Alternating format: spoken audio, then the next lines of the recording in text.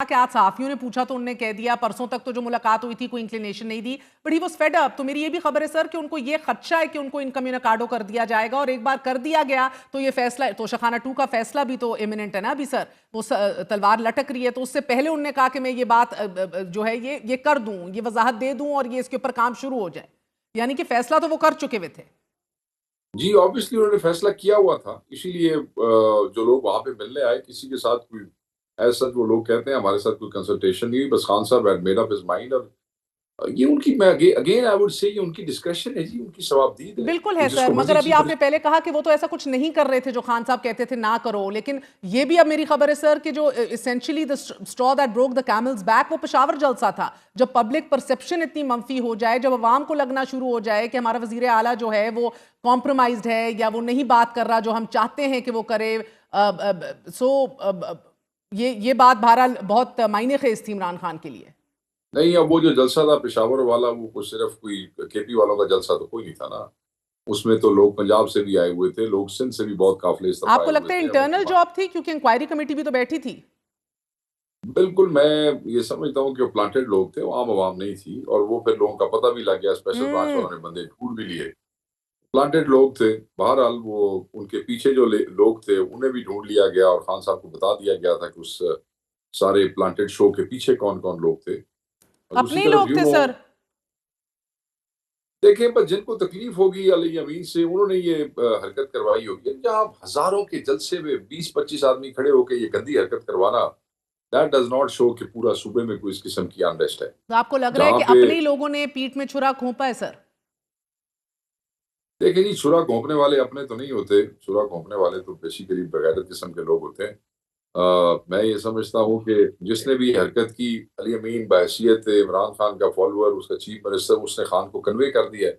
وہ خود انتقامی کارروائیوں پہ یقین نہیں رکھتا, ورنہ چیف منسٹر کو جب پتہ لگ جائے کہ اس فلاں بندے نے یہ کیا ہے, تو پھر آپ کو پتہ ہے کہ کیا ڈسکریشنری پاورز چیف منسٹر کے پاس ہوتی ہیں.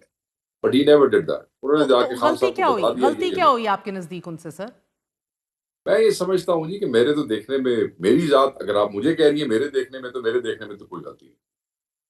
مگر کیونکہ میرا قائد جو ہے وہ چیزوں زیادہ بہتر سمجھتا ہے, ان کی فیصلوں میں حکمت ہوتی ہے. اور دیکھیں, کپتان ہے, ضروری نہیں کہ غلطی کی وجہ سے کسی کو چینج کرتے ہیں, وہ بیٹنگ آرڈر چینج کر دیا, اللہ خیر صلی اللہ, کیا فرق پڑتا.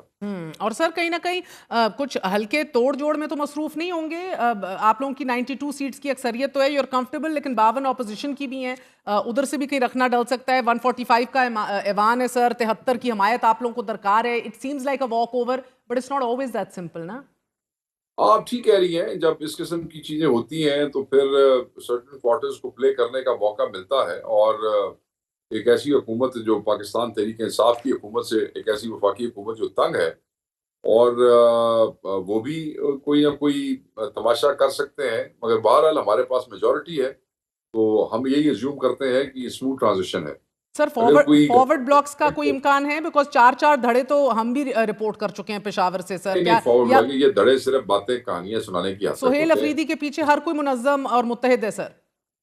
نہیں, سہیل افریدی کے پیچھے نہیں, عمران خان کے پیچھے سب کوئی. ٹھیک ہے, مگر سر اب شخصیت بھی تو میٹر کرتی ہے نا.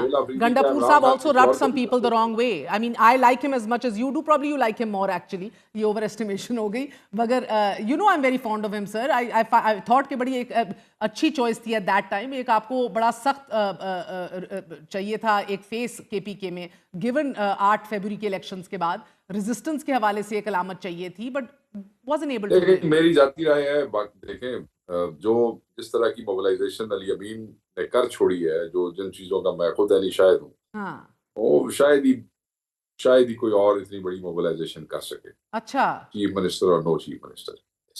اچھا, سو آپ یہ مجھے بنیاد بتا کر بتائیں کس بات کے اوپر ایگزیکٹلی کہہ رہے ہیں؟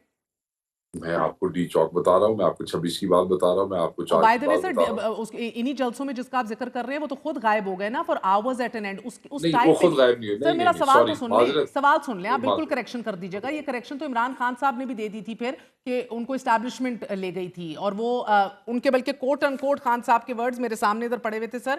خان صاحب نے اس کے بعد خان صاحب نے یہ بات بھی کی کہ اس ملک میں کون اٹھاتا ہے, علی امین گنڈاپور لاج رکھ رہا ہے اس لیے نہیں بول رہا.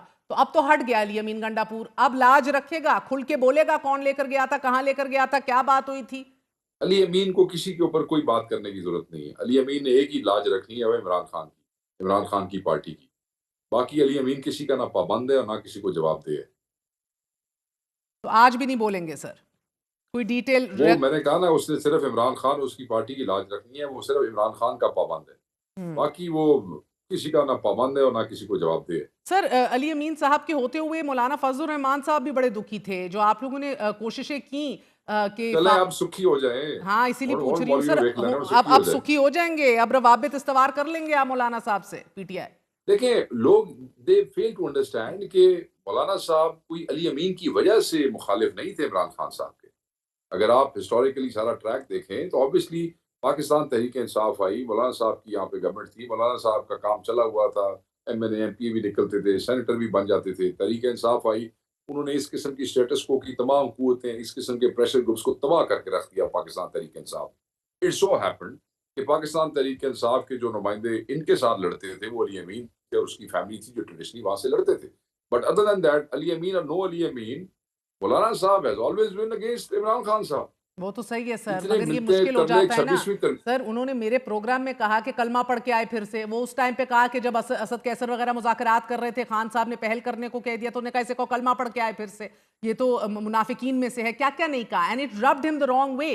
You cannot be extending a hand of friendship and cooperation at the same time پس پشت آپ گالیاں بھی دے رہے ہوں. نہیں, علی امین always responded to it in a reaction.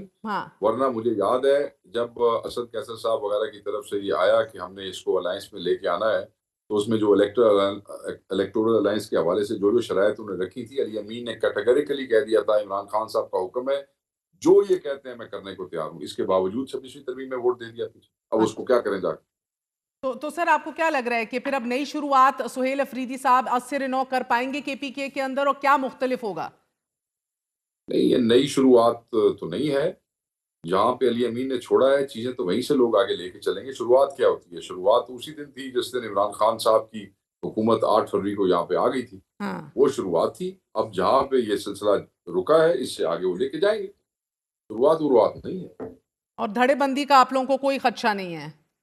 نہیں, دھڑے بندیاں دیکھیں ہمارے یہاں دھڑے بندیاں, یہ دیکھیں اتنی وائبرنٹ جماعت جس میں ینگسٹر اتنے زیادہ ہوں, اختلافات بھی ہو جاتے ہیں, گپ شپ بھی ہو جاتی ہے, بٹ آپ دیکھ لیں, ٹریک دیکھ لیں ہمارا پچھلے 1.5 سال سے.